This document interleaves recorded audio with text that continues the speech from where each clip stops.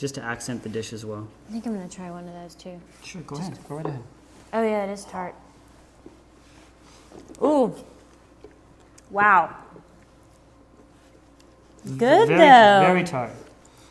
Yellow bell pepper. Almost like a lemon. There's lots of ways to cut these. I like to come down from the base to the stem. Okay. And just peel this part around the outside and take it off in one piece like that. Or do we need another one? I think one's probably One's plenty. good? Yeah. Come around the white part of the pepper. Cut the end of it off on the two sides. And come down to here.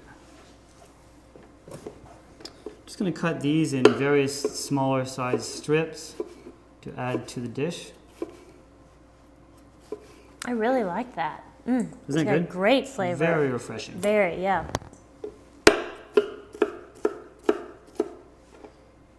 Just like that. So far we've got 3 kinds of yellow tomatoes, pluots, and some yellow bell peppers. A little of the loquats in there as well. Mm-hmm.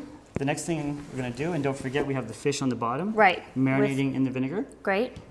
Next thing we're going to do is add some other seasonings to it. Okay. To kind of give it some body. Now, did you make up this dish yourself? Do you just kind of think of flavors that you think are going to go well together? And Yes, definitely. that's great. Very summertime. And this is kind of what my food has evolved into, is from being a very base, traditional Japanese food where it's maintaining the integrity of the ingredients to adding other things to it to make it much more familiar to the American palate.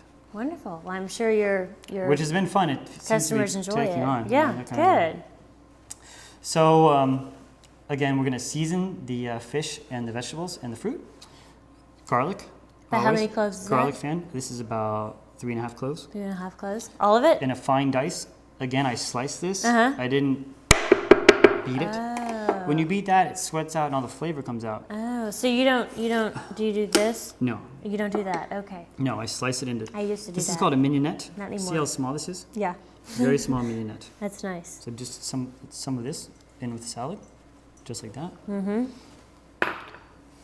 My second sensei, sensei means teacher, Japanese sensei, his thing was all about if you cut something and any sort of fluid comes out, it's crying, and you don't want to make any ingredients cry. So if you cut onions or garlic or anything like that, and you crush it and all the fluid's coming out, well, that's all the flavor. You're losing flavor. You guys really love food. We love food. I'm tearing up here. Oh, sensei.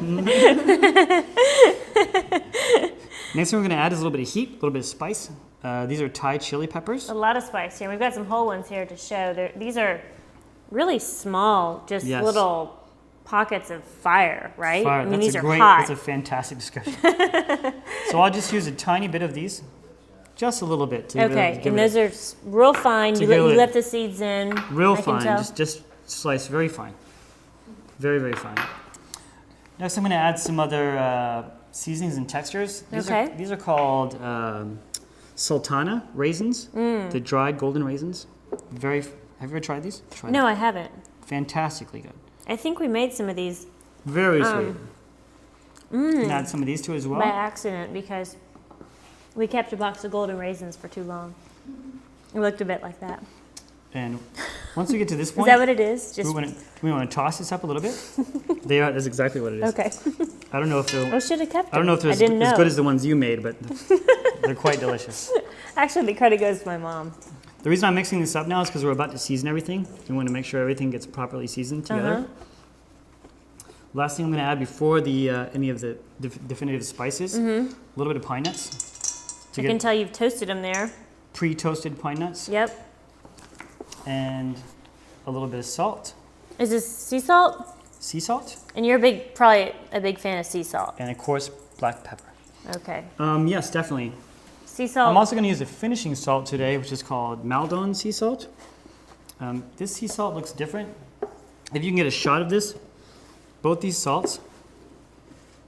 Oh, this is very a regular different. Sea salt. Very different. It's a coarse sea salt. It's called a finishing salt. Oh. And this is great to keep on hand in a little bowl in your kitchen, and anytime you're creating a dish, right at the end, you can. This looks like a Maldon ad currently. You can finish it with this salt. It's delicious. It's very tender. So when very you say mild. and this is the thicker, It's not the overly coarser salty, one. if that makes any sense. Right. No, I've heard that sea salt is But less it still salty. gives you a than real salt. texture as well. And this is the finer sea salt. Exactly. Okay, great. Exactly. Good. I love these little boxes you have. Thank you. These are Very called, nice. they're called masa.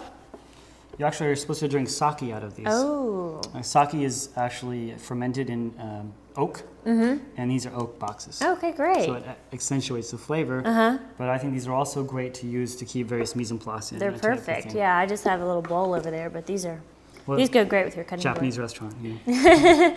So what next? So we've What got are everything in there. Oh, we've got all our spices. Everything Okay. is seasoned. We're done. I brought a little bit of oil. Okay. This is tangerine infused oil. And how we make that is you take the zest of a tangerine with a microplane Right. and you zest it straight into any kind of oil, grapeseed oil, olive oil, that type of thing. Put it somewhere warm, like on top of your stove, and leave it overnight. And what that'll do is steep, almost like making tea. Okay. And the next day you'll take it out, run it through a sieve. And Oh, I can the amazing smell thing the about this is tangerine. it's very easy to make. It takes no time at all. And if you can decant it in any kind of container, you can keep this indefinitely in your refrigerator. Really? So you So keep it in the fridge. That's great, good to know. Great to have infused oils to use on hand because it really, again, it's a last touch to a dish that really brings out more flavor to everything. What So other good. kinds of things have you used to infuse oils? Any kind of herbs. We've made everything from herb oil, basil oil, mint oil. We've even made pine oil. Oh, Just wow. various kinds of things like that. Great. So what do we do with this? So I'm going Is to this on toss a now? little bit of oil Okay. in this as well.